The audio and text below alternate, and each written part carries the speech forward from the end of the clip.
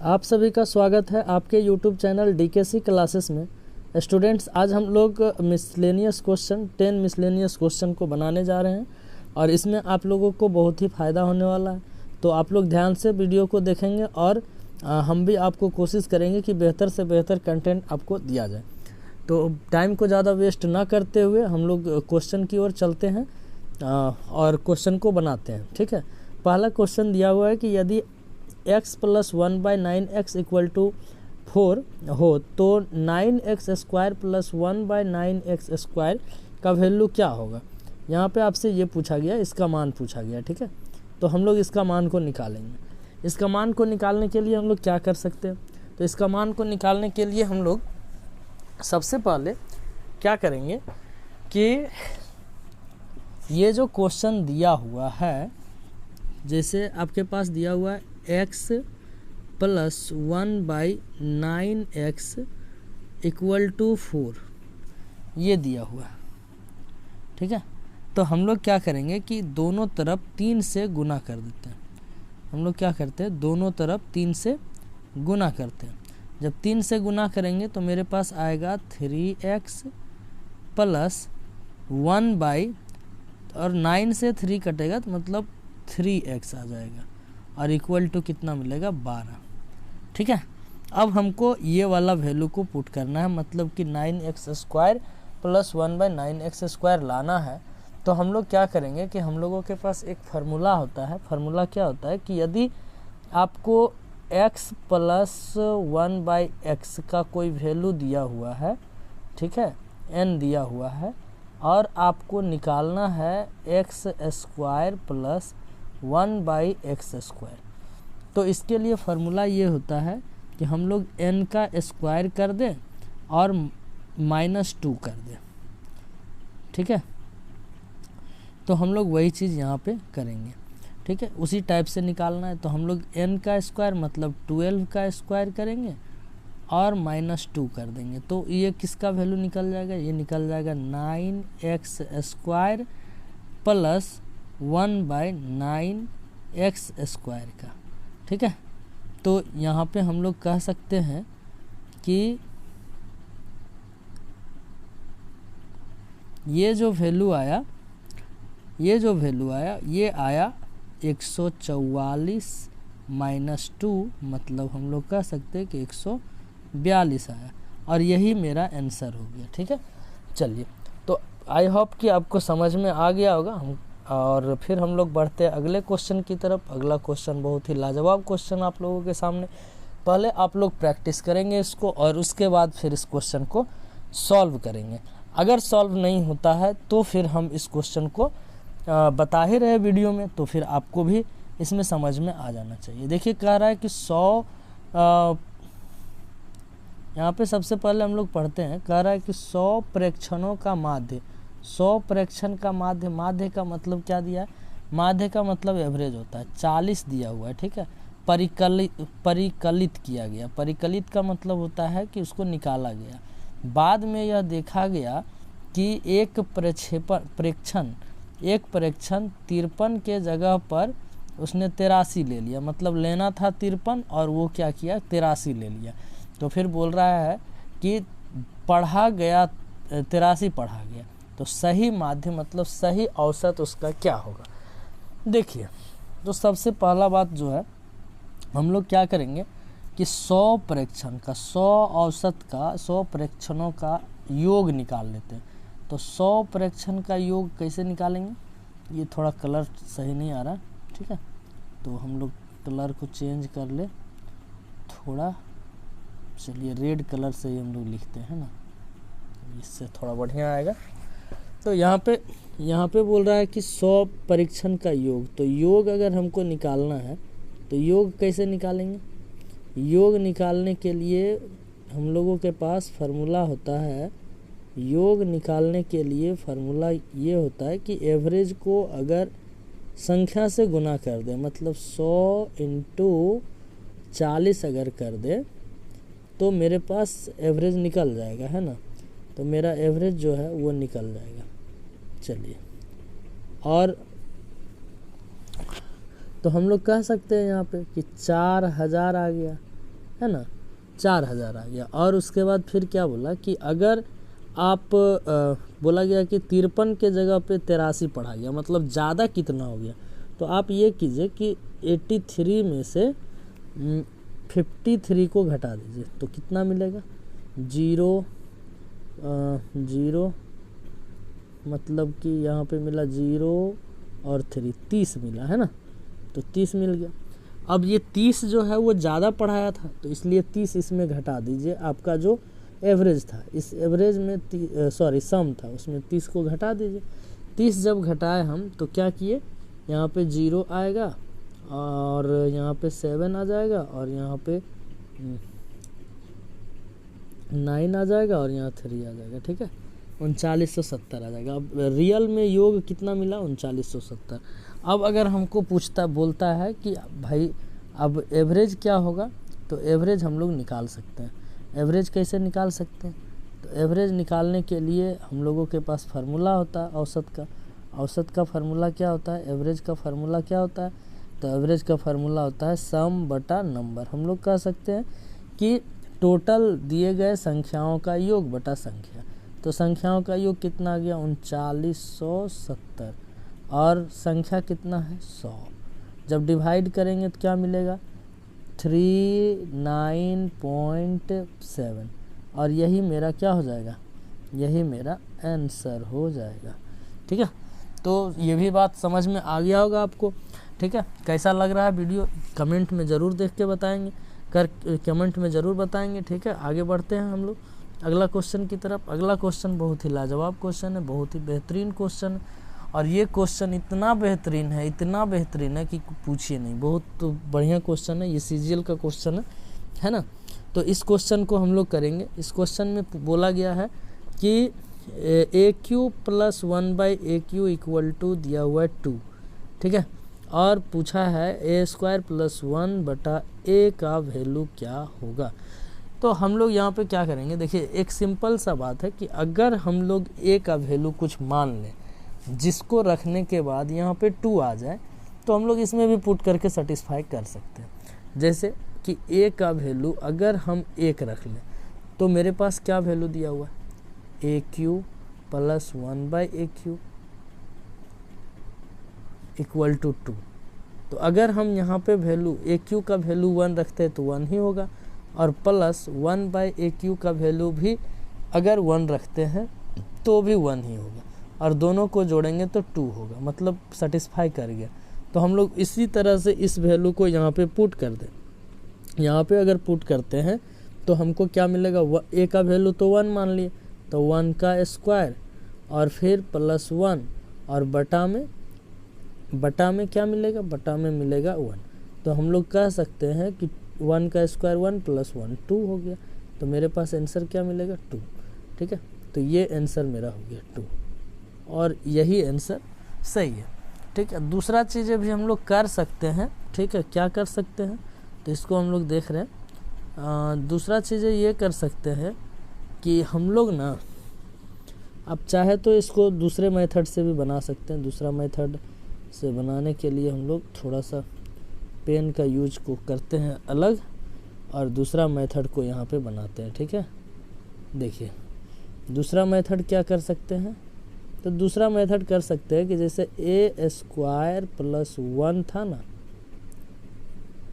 तो इसको हम लोग क्या करेंगे, 1/A था, इसको हम लोग तोड़ देंगे। जैसे हम लोग डिवाइड कर देंगे, A² A कर दिए,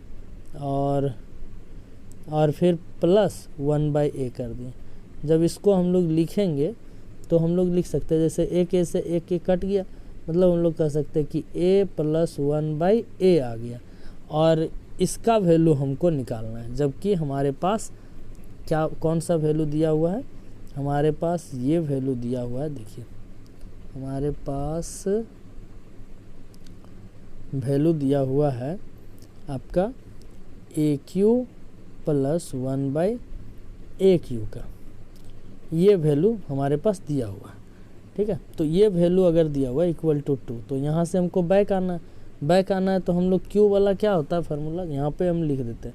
Q वाला फार्मूला ये होता है कि हम लोग जो भी n होता है, n का Q और प्लस है तो माइनस करेंगे, माइनस में n 3n, ठीक है। तो यहाँ पे हमको अपोजिट चलना है ना, हमको अपोजिट चलना है तो हम क्या करेंगे कि सबसे पहला बात इसका क्यूब कर देंगे, नहीं इसके आसपास का क्यूब अगर हम लोग देखते हैं, ठीक है, तो इसके आसपास का क्यूब आता है मेरा 8, मतलब 8 का क्यूब किए तो 2 आ जाएगा, है ना। और उसके बाद फिर हम लोग माइनस में 1 करें, प्लस माइनस में 1 करेंगे तो 1 आ जाएगा, ठीक है। तो यहाँ पे हम लोग इस तरह से भी बना सकते हैं, इसको इस तरह से सॉल्व करके, जैसे यहाँ पे हम लोग देख ले कि इसका नियरेस्ट में कितना आ रहा है, 8 आ रहा है ना। तो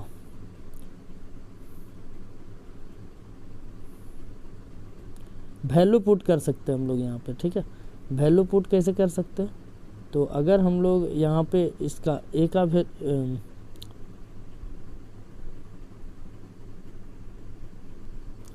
तो यहाँ पे हम लोग ये देख सकते हैं कि जैसे इसका वैल्यू अगर दिया हुआ है, इसका वैल्यू अगर दिया हुआ है a प्लस 1/a अगर आया, ठीक है, और हमको इसका वैल्यू के बराबर लाना है, तो हम लोग क्या कर सकते हैं, हम लोग इसका वैल्यू को पुट कर सकते हैं। जैसे मान लीजिए कि a प्लस, थोड़ा कलर हम चेंज कर ले, तो यहाँ पे a plus 1/a, a plus 1/a equal to अगर 2 रखते हैं तो हमको क्यूब करना है, बहुत साइड क्यूबिंग करना है, तो क्यूब करेंगे और ये वाला फार्मूला पे सेट कर देंगे, इस वाले फार्मूला पे, ठीक है। तो यहाँ पे 2 का क्यूब अगर करते हैं तो आता है 8 और माइनस 2 × 3 तो 6, मतलब क्या आ जाएगा, 2 आ जाएगा। और ये किसका वैल्यू आएगा, क्यूब का, इसका। तो ये भी सेटिस्फाई कर गया, है ना। अब हम लोग चलते हैं अगले क्वेश्चन की तरफ। अगला क्वेश्चन बहुत ही लाजवाब क्वेश्चन है। अगला क्वेश्चन कहता है कि ए किसी कार्य को 18 दिन में पूरा करता है, ठीक है, और फिर बोल रहा है कि दिन में कर सकता है। उसने 12 दिन तक काम किया और शेष काम बी ने 8 दिन में पूरा किया। बी अकेले पूरे काम को कितने दिन में समाप्त करेगा, तो बी अकेला पूरा काम को कितना दिन में समाप्त करेगा, इसके लिए पहले हम लोग ये निकाल लेते हैं कि अगर ए किसी काम को एक काम को 18 दिन में पूरा कर सकता है, टोटल काम को कितना दिन में पूरा कर सकता है, 18 दिन में कर सकता है, ठीक है। कितना दिन में, 18 दिन में। तो यहाँ पे ये बोला जा रहा है 18 दिन में अगर कर सकता है तो 18 दिन में कर सकता है, ठीक है, ये 18 दिन में कर सकता है। तो इसका एक दिन का काम कितना हो जाएगा, एक दिन का अगर हमको काम निकालना तो 1/18 हो जाएगा। बोल रहा है 12 दिन तक ये करता है, तो 12 दिन तक करता है, मतलब 12 दिन का काम हमको निकालना होगा। 12 दिन का काम क्या होगा, तो 12/18, इसको काट दे अगर तो 6 दूना 12, 6 तिया 18, ठीक है। तो मतलब हम कह सकते हैं कि 2/3 काम हो चुका है, ठीक है। अब हमसे बोला गया है कि शेष काम को बी जो है वो 8 दिन में पूरा कंप्लीट करता है, शेष काम को बी 8 दिन में पूरा कंप्लीट करता है। तो हम लोग यहाँ पे देख लेते हैं कि शेष काम बचा कितना। तो यहाँ पे हम लोग देख रहे हैं कि शेष काम बचा 2/3, मतलब हम लोग कह सकते हैं कि 1/3 काम शेष बच गया। और इसको 8 दिन में बी 1/3 काम को करता है, बी 1/3 काम को करता है 8 दिन में, 1/3 काम को करता है 8 दिन में, ठीक है। कितना दिन में, 8 दिन में। तो एक काम को कितना दिन में करेगा, तो एक काम को करेगा 8 × 3 दिन, मतलब 24 दिन में। और ये आपका क्या हो गया, आंसर हो गया, ठीक है। तो इस बात को आप लोग समझ गए होंगे, ठीक है। और हम लोग चलते हैं अगले क्वेश्चन की तरफ। अगला क्वेश्चन है कि 5 से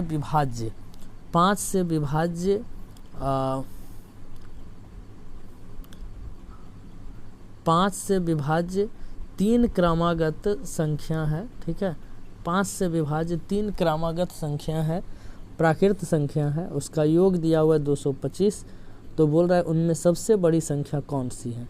तो 5 से कटने वाला, अच्छा हम आपसे एक बात बोले, 5 से कटने वाला लगातार संख्या कौन होगा? तो लगातार संख्या तो हम लोग जानते हैं कि x होगा, फिर x प्लस 1 होगा और फिर x प्लस 2 होगा। लेकिन 5 से अगर काटना है तो 5 से सबको गुना कर देंगे, 5 से सबको क्या करेंगे? गुना कर देंगे। और फिर सबका योग दिया हुआ है तो सबको जोड़ भी देते हैं, है ना। और ये जोड़ किसके बराबर दिया हुआ है? तो 225 के बराबर दिया हुआ, 225 के बराबर दिया हुआ।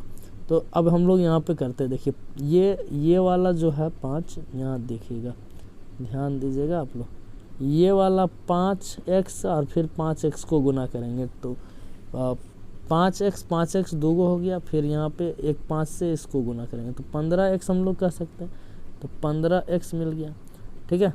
और उसके बाद फिर हम लोग क्या करेंगे? इस 5 से इसको गुना करेंगे तो 5 हो गया, और फिर इस 5 को इससे गुना करेंगे तो 10 हो गया, 10 और 5 15 हो गया, तो प्लस हम लोग कह सकते हैं 15 इक्वल टू 225, ठीक है, इक्वल टू 225। अगर इस 15 को हम लोग इधर ले जाके घटाएं तो मेरे पास वैल्यू क्या मिलेगा?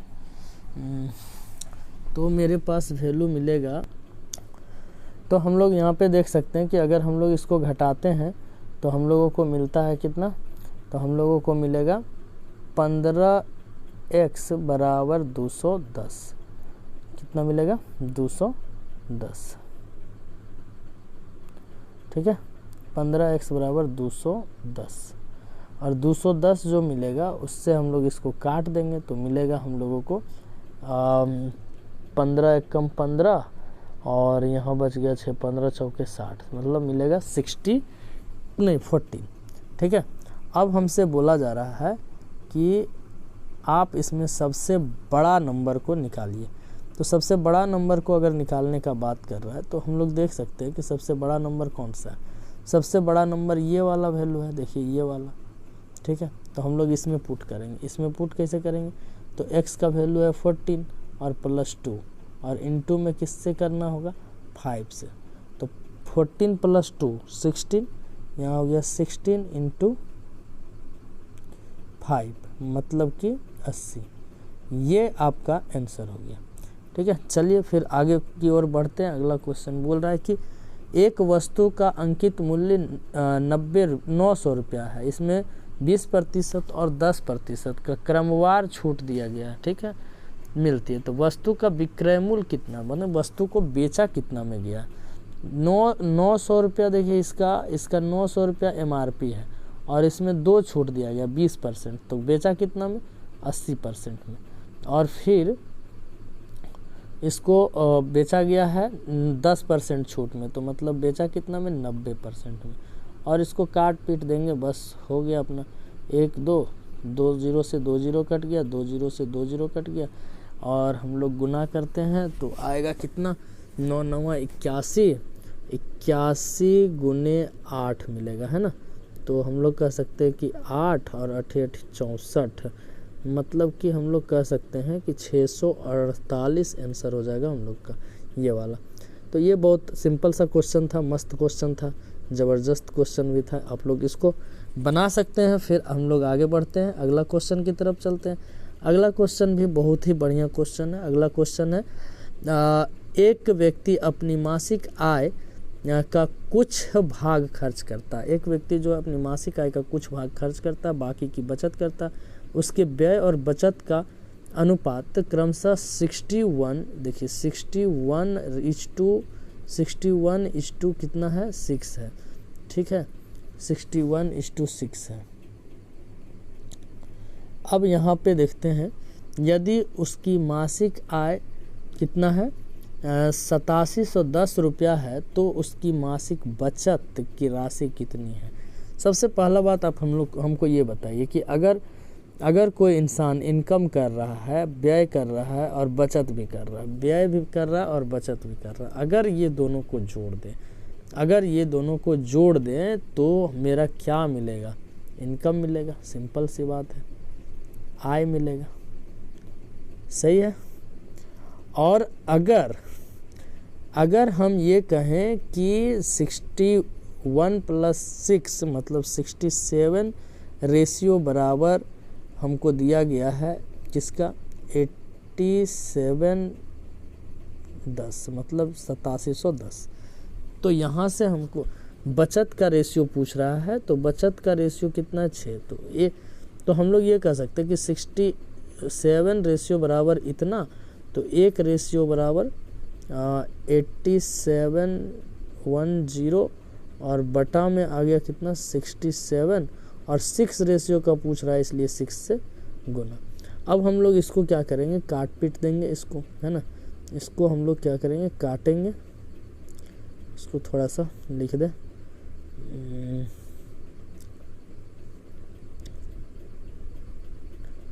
ये थोड़ा घेर देते हैं ना, और यहाँ पे 6 रेशियो बराबर कर देते हैं। अब इसको हम लोग काटेंगे, तो काटेंगे तो हम लोगों के पास आंसर मिलेगा कितना, देखते हैं। 87 से अगर 67 से काट देते हैं अगर, तो हम लोगों को मिल जाए। तो हम लोग यहाँ पे देख रहे हैं कि इसको हम लोग अगर 67 से इसको काटे तो ये 13 बार में चला जाता है, मतलब 130 बार में। और 130 बार में अगर चला जाता है तो हम लोग 13 गुने 6 करते हैं, मतलब 130 गुने 6 करेंगे तो क्या मिलेगा, 13 पचे 65, 13 छक 78, 780 रुपया जो है वो क्या कर पाता है, सेव कर पाता है। तो आपका डी नंबर आंसर हो जाएगा, है ना। चलिए हम लोग फिर बढ़ते हैं अगला क्वेश्चन की तरफ। अगला क्वेश्चन भी लाजवाब क्वेश्चन है। यहाँ पे बोल रहा है एक व्यक्ति अपनी आय का, उसका इनकम अगर मान ले कि x है, ठीक है, तो x का 75% वो पहली बाजी में हारता है, ठीक है। तो 75% हारा, तो 75% राशि पहली बाजी में हारा, तो 25% ही बचा पाया, है ना, अगर 100% है तो। और उसके बाद फिर बोला कि फिर 75% हारा, तो फिर 25% ही बचा पाएगा वो अपने राशि का, है ना। तो यहाँ पे 25% ही बचा पाएगा फिर, और फिर वो 25% हार जाता है, 75%, तो 25% ही फिर से बचा पाया, और इक्वल टू बोलता है कि वो 2 रुपया अपने घर ले जाता है, ठीक है। तो हम लोग इसको काटते, 25 चौके 100, 25 चौके 100 और फिर 25 चौके 100, मतलब हम लोग कह सकते हैं कि x बटा 16 चौके 64 बराबर 2, और फिर हम लोग कह सकते हैं कि x बराबर 128, मतलब उसके पास जो था राशि वो 128 रुपया था, ठीक है। तो ये क्वेश्चन भी आपको समझ में आ गया होगा। आगे बढ़ते हैं।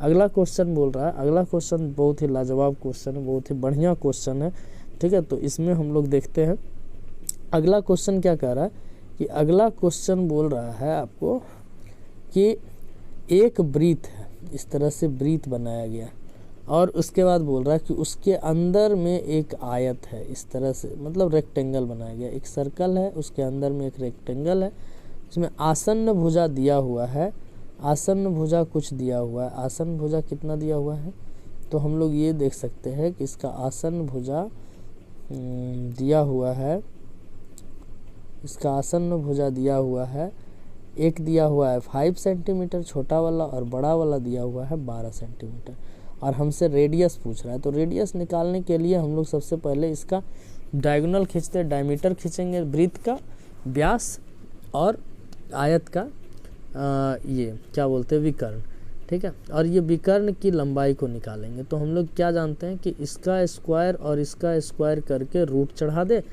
तो वो मेरे पास ये वाला वैल्यू निकल जाएगा पाइथागोरस थ्योरम से। तो हम लोग ये कह रहे हैं कि अगर 12 का स्क्वायर करते हैं तो 144 आएगा, और 5 का स्क्वायर करते हैं 25 आएगा, और ये दोनों को जोड़ते हैं तो आएगा 169, और इसको हम लोग रूट के बाहर निकालेंगे तो आएगा 13। मतलब कि ये पूरा लाइनिंग जो है वो कितना मिला हमको, 13 मिला, ठीक है। हमको व्यास पूछ रहा है, नहीं त्रिज्या पूछ रहा है, तो इसका आधा ही निकालना होगा।